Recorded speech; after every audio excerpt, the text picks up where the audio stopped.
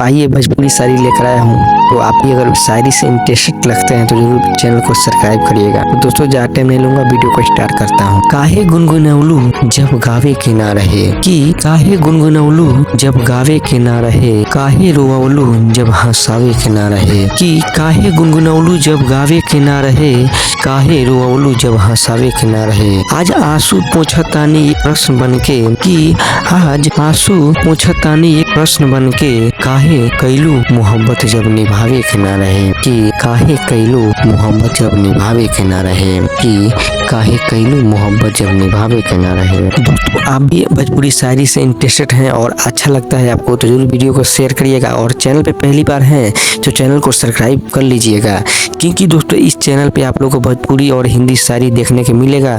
तो दोस्तों प्लीज़ इस चैनल को सब्सक्राइब करें और वीडियो को शेयर करें। तब तक के लिए बने रहिए, मिलते हैं नेक्स्ट वीडियो में। वीडियो देखने के लिए दिल से धन्यवाद।